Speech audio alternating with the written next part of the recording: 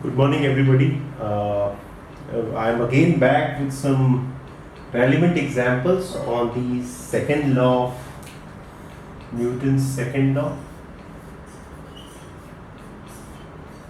Newton's second law.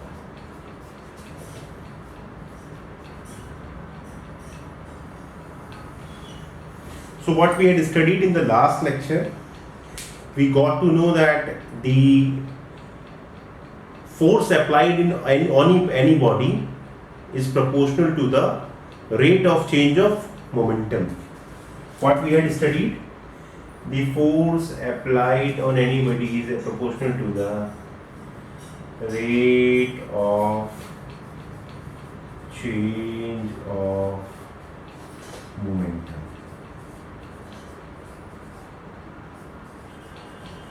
Okay, and what was momentum? Momentum is P is actually mass into velocity. So with this we had derived the formula force is equal to m into A, where force is the force applied, mass is mass, and the A is acceleration.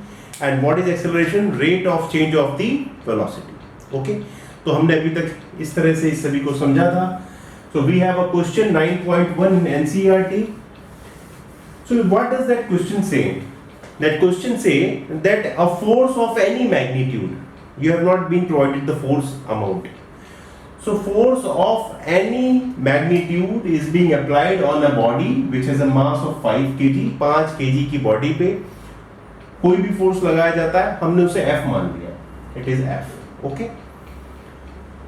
तो होता क्या है जब उसे 2 second के लगाते हैं, मतलब delta D, total duration of the application of the force is what 2 seconds. During the duration of that application of the force, how the velocity behaves, क्या होता है, फोर्स लगाने से चेंज में किस में आता है, वेलोसिटी में आता है. ठीक है, तो 3 मीटर पर सेकंड से वो 3 मीटर पर second to 7 meter per second, means when the force was started to get applied, the velocity was 3 meter per second, and if it is being applied for the 2 second, the velocity reaches up to 7 meter per second. You have been provided the mass, so these are all given point things, these are all things given. Okay, bhai, what you have assumed, let us assume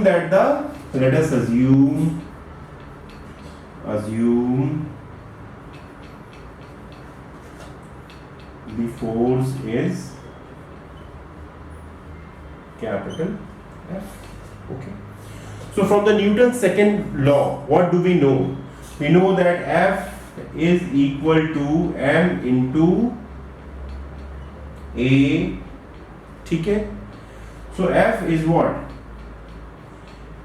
M has been given to you. M has been given to you, which is what? 5 kg into A. What is A? A क्या होता है? Acceleration क्या होता है? Rate of change of velocity V minus U by total time. कितनी देर में change हुआ? Final क्या है और इनिशियल क्या है? तो क्या है फाइनल? फाइनल है 7 meters per second minus 3 meters per second by 2, that is what? 4 by 2, that is what? 2 meter per second square. So acceleration is what? 2 meters per second square. So you can put 5 into 2. Okay? So F is what? F is actually 10 Newton. F is actually 10 Newton. Okay? Is it clear now? So the force is 10 Newton. What is the next question? What will be the velocity if force applied till 5 seconds? Body का mass change नहीं हुआ. Okay, body का मास तो change नहीं हुआ है, खाली duration पहले 2 सेकंड तक लग रहा था और अब 5 सेकंड तक लग रहा है. यही तो है, यही तो है भाई. तो इतनी देर में क्या वेलोसिटी हो जाएगी? फोर्स का अमाउंट भी चेंज नहीं हुआ है. Force is still what? 10 Newton, mass is what?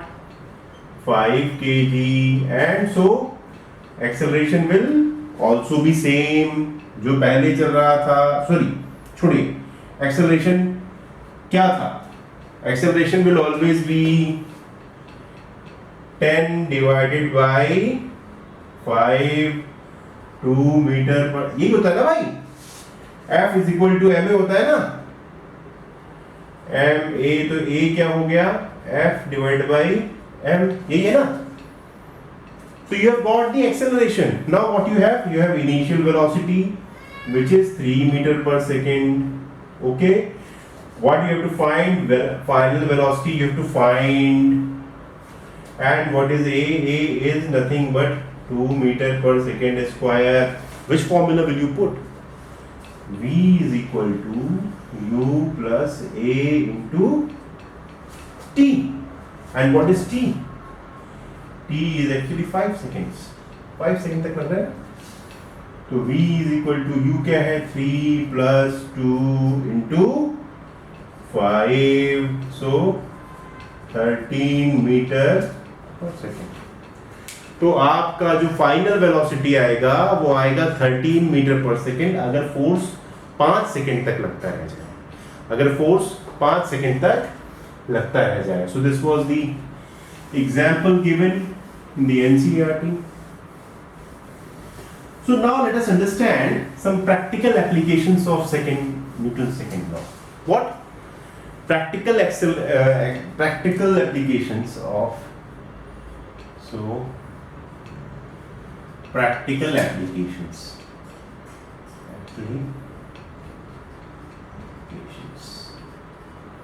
Okay.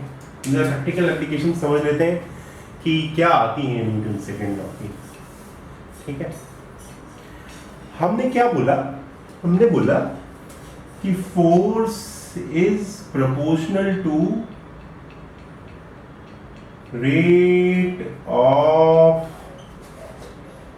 Change of momentum, which is what?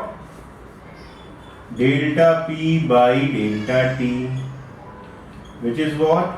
m into delta v by delta t, which is what? m into v final velocity minus initial velocity divided by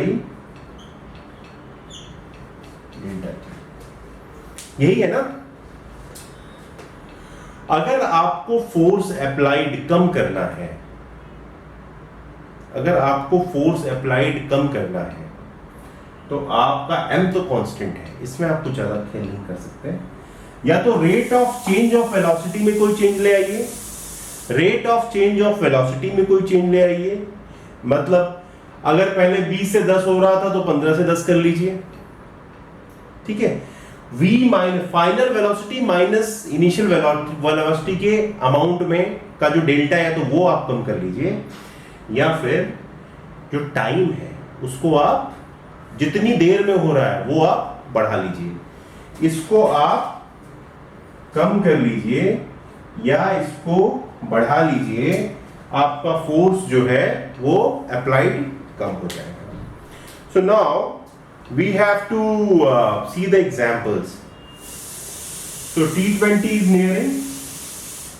T20 world cup is nearing. ठीक है.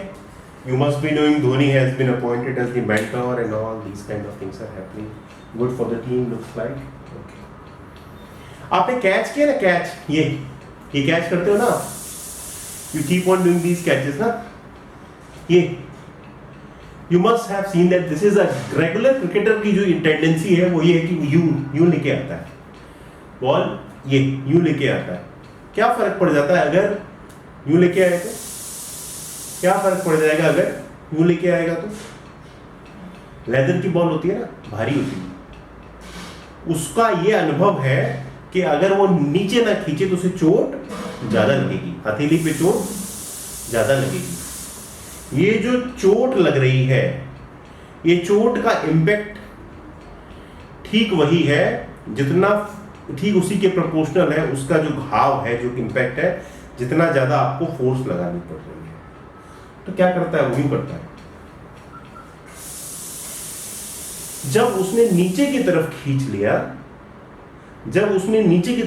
लिया, तो ये जो velocity है, ये final तो 0 आनी ही थी, लेकिन ये इसके रिलेटिव, इस बॉल के रिलेटिवली जो है इसकी भी एक वेलोसिटी आ जाती है। तो ये v माइनस यू, ये जो v minus you in case of cricket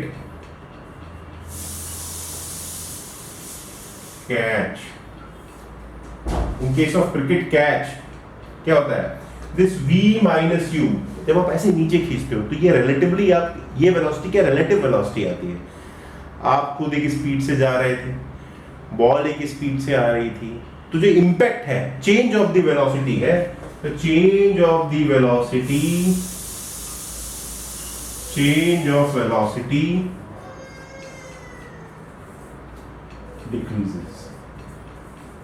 decreases. Okay, जब आप ऐसे लेते हैं कैच को, तो इस कारण जो है, जो फोर्स इंपैक्ट है वो भी कम हो जाता है और आपको चोट कम लगती है।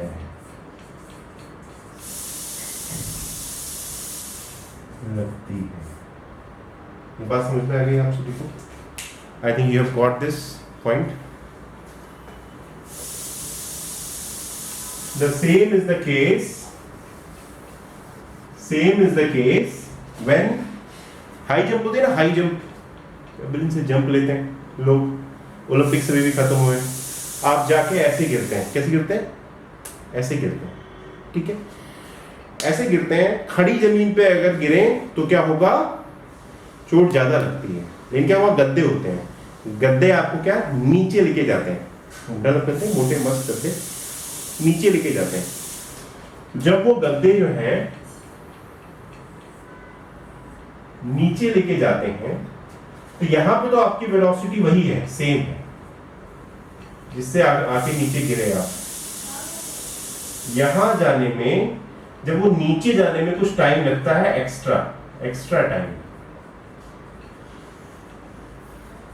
यहां पे जो भी वेलोसिटी है, यहां नीचे आते आते आपकी वेलोसिटी, जब आप नीचे गिरते हैं तो वो 0 हो जाती है। ऊपर से गिरे यूं, इस पे आए और ये आए तो नीचे 0 होती है। लेकिन जब गद्दे लगे होते हैं तो इस 0 होने का, एक पर्टिकुलर वेलोसिटी से नीचे होने 0 होने का जो टाइम है वो ज्यादा है, टाइम जो है मोर है। और when time is more, when this delta t is more, force is again less। समझ गए ना? जब ये समय, गद्दे पे आप नीचे जाते हैं, जब समय ज्यादा भाई यहाँ पे कुछ वेलोसिटी थी, नीचे जाने में कुछ समय लगा। जब अगर जमीन होती, यूं आके आप गिरते हो, तुरंत वेलोसिटी खत्म हो जाती। यहाँ पे कुछ थी और इंस्टेंट में तो फोर्स उल्टी तरफ ज्यादा लगाना पड़ता, तो घाव ज्यादा लगता। लेकिन जब गद्दा नीचे जा रहा है, यहाँ पे कुछ है और कुछ ज्यादा समय बाद जो है जाके वो 0 होती है, तो उसमें ये डेल्टा टी आपका बढ़ जाता है। ये डेल्टा टी जैसे ही बढ़ा तो फोर्स अप्लाइड की आवश्यकता कम पड़ी और उसके कारण आपका जो है चोट जो है वो कम लगती है। तो this is how we are going towards the second law of motion. Try to understand more practical, try to understand more practical examples. I'll begin back with the Newton's third law of motion, some examples based on that and some practicality. Thank you very much for watching Prerna Tutorials.